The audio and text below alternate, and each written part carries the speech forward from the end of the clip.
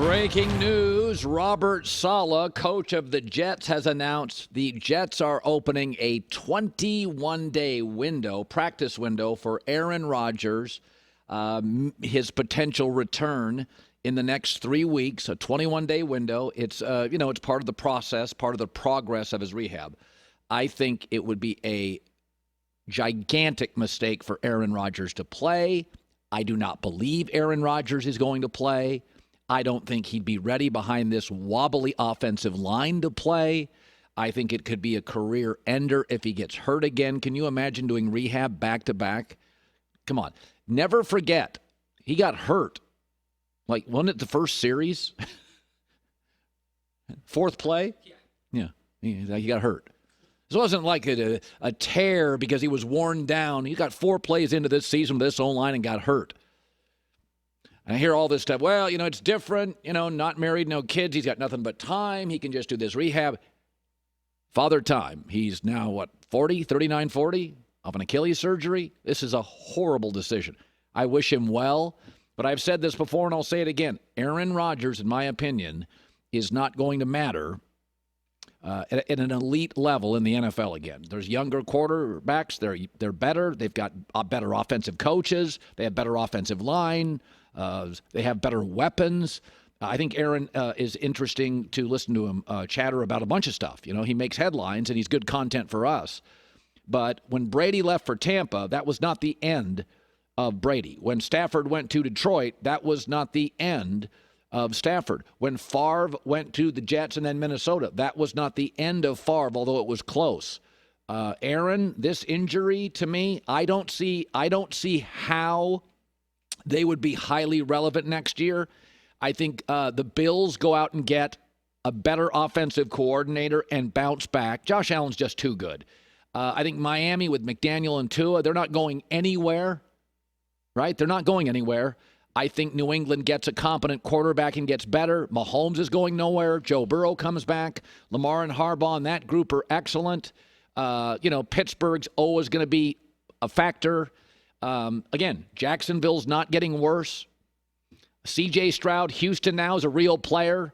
The Chargers, they may get Harbaugh. They may get a coach like that everybody thinks is the guy. Denver, Russell Wilson are solved. I mean, this was the year, I can argue. This was the year to do it. The Bills, end of last year, this year, dovetailed. Burrow gets hurt. Herbert doesn't have the right coach. Jacksonville feels like they're close, but not right there yet. Kansas City crossing their fingers that Rashee Rice is a number one, but they're a bunch of kids at receiver. This is the year to win in the AFC. This was the year. This was the opportunity. And by the way, this is the way life works, right? It's a lot of timing is a lot of success. And there are just time. I mean, Phil Mickelson's one of the all-time great golfers. His prime was right around Tiger Woods' prime. By the way, Malone, Stockton, Jerry Sloan, the coach, those Jazz teams were excellent. But Michael Jordan was in his prime.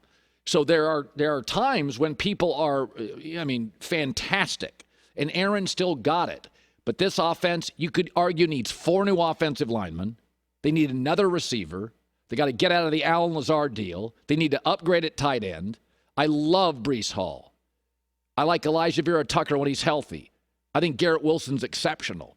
But this offense needs a lot of work, and my take is you probably got to trade like a Sauce Gardner or an elite piece to upgrade positions and not just have draft picks. But I believe this was the year in the AFC between the Burrow injury, the erosion of Buffalo. Buffalo's with Josh Allen is going to be around for like 7, 8 more years of good football. McDermott tends to be highly dependent on the right offensive coordinator. That's okay. That's okay. Some coaches, by the way, Sean McVay's doing much better this year because Raheem Morris is a great young defensive coordinator. He's terrific. And by the way, the Niners defense was better last year with DeMeco Ryans than Steve Wilkes, it appears, this year. That's where they go get Chase Young. I mean, sometimes you're dependent on the right coordinator. I think the Jets now have to make a decision on Nat Hackett, like a grown-up decision. But last week, Allen Lazard did not participate, a healthy scratch. So that feels like the Jets are going to take back the franchise, probably move off Lazard, get a new OC, make some decisions based on the future of the franchise and not just appeasing Aaron. But I don't think it's a hot take, and I don't think it's anti-Aaron. I think the Jets with Aaron will be very, very fun next year, and they'll be a good team.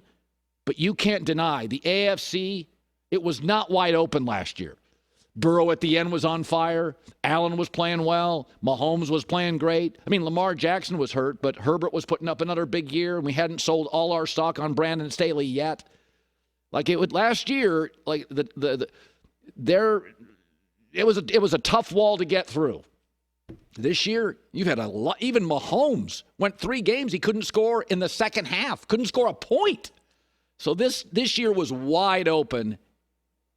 And Aaron should not play.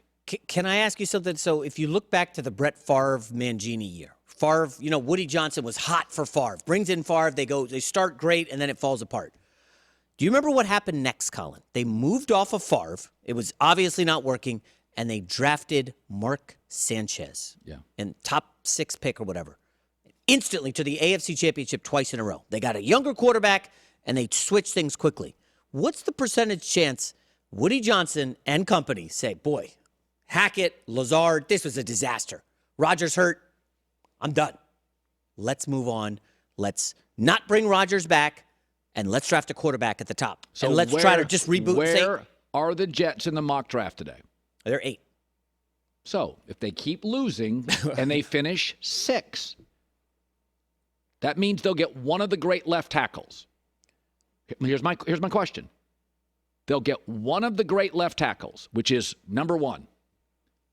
Trade Sauce Gardner for a first-rounder 5, 6, 7 picks later. Get Penix. Get Jaden Daniels from LSU. So I'm just saying. How is that going to go over with Rodgers? Because Woody was hot. He took the private jet to go see him and, recruited him. You like to say, when it's not working, move off of it. Don't waste time. Does he have the intestinal fortitude? No, Aaron would not like that. But my point being is, your first pick is left tackle. So if the Jets keep losing and end up 6, they're going to get arguably the best left tackle or an unbelievable tight end. So Aaron would have to be happy with that. What I'm saying is, do you move off Sauce and get the future quarterback? I think it's very viable. Listen, if you can get the left tackle, the offense will be better immediately because you'll have better protection for Aaron. I'm saying, do you consider moving off Aaron Rodgers? I don't think it's the craziest thing in the world. I don't think it'll happen. But do I believe they've ever had a coffee and discussed it upstairs? Probably. I mean, last week Lazard, healthy, didn't play. Hackett's been a train wreck. Cobb, nothing. Hardman, already gone.